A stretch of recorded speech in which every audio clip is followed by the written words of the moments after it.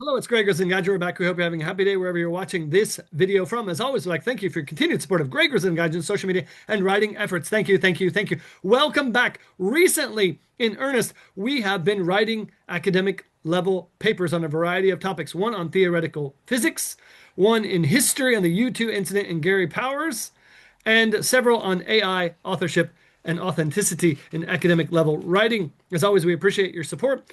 This lecture may be used in the future for professional development for some educators in America, so I'm happy about that. So let me pause and make sure I get that in there in case I have to edit that. Welcome. Today's topic, AI, authorship, and the illusion of detection. I want to talk about something that a lot of institutions are quietly worried about, but aren't always discussing honestly. Here's the simple reality. A motivated person or student can now produce graduate level academic writing in a matter of hours using generative AI. And no current detection system can reliably prove otherwise. That's not a boast. It's not meant as a threat. It's just where the technology currently is and only getting better. And once we accept that, a much bigger question opens up. What exactly have we been measuring when we evaluate writing? Because the dominant response to AI right now is detection. Universities are adopting AI detectors. Publishers are screening submissions. Faculty are redesigning assignments to make AI use harder.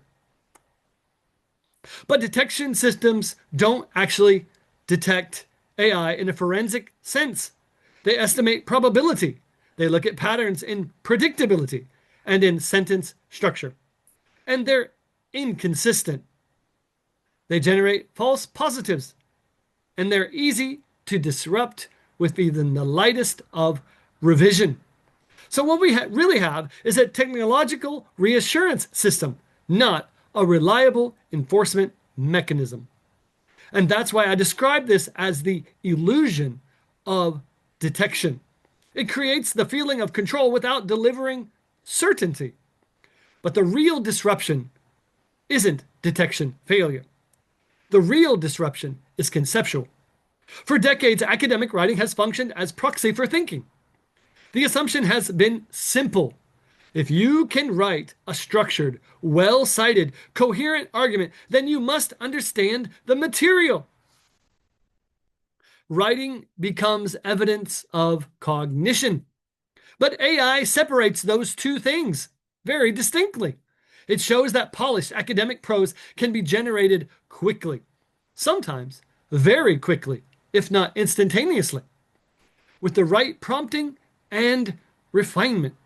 And when that happens, the scarcity of polished writing disappears, sometimes completely. And when the scarcity disappears, it loses its signaling power. Now, here's the uncomfortable part. Writing was never purely solitary to begin with. Students use outlines, they use templates, they get feedback, they revise multiple drafts, they look at model papers, they consult with writing centers, and even their peers, scholars themselves, even at the highest levels of academia, collaborate, and editors intervene. Intellectual production has always been distributed across tools and communities. AI does not introduce assistance. It intensifies and accelerates it. The shift we're experiencing isn't the death of thinking. It's the relocation of intellectual labor. When text production becomes frictionless, value moves upstream. From typing sentences to framing questions, from drafting paragraphs to evaluating outputs, from struggling for phrasing to refining reasoning. Authorship becomes orchestration, a nod to my former music days. The author becomes the director of an analytical process rather than the sole mechanical producer of text. But institutions are still largely evaluating the artifact, the finished paper, instead of the orchestration behind it. And that mismatch creates anxiety. And so institutions, perhaps rightfully so, face the choice.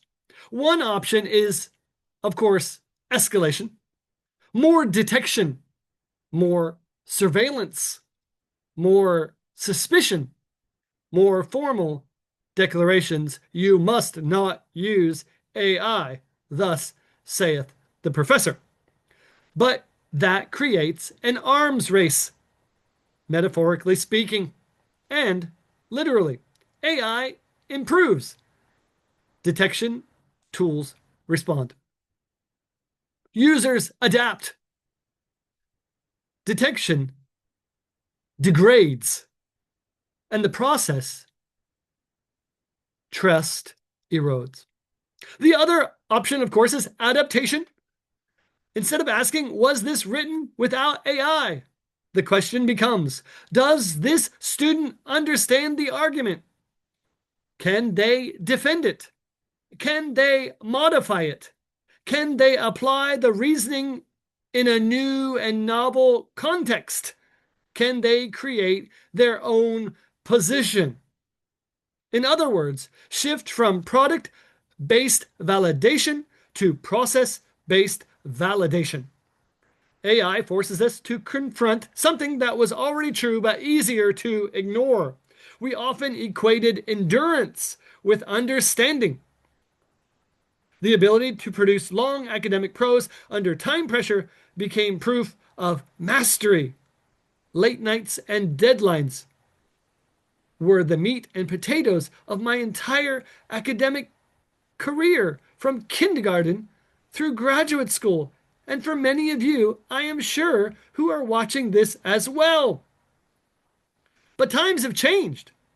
If a high quality draft can now be generated efficiently, then perhaps we were rewarding stamina as much as depth.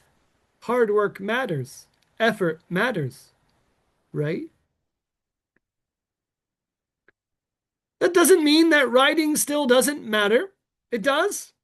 It means writing alone may not be the most reliable signal of intellectual command, aptitude, talent, and potential, as perhaps it was long ago in the age of library card catalogs, index cards, and late nights with a red pen.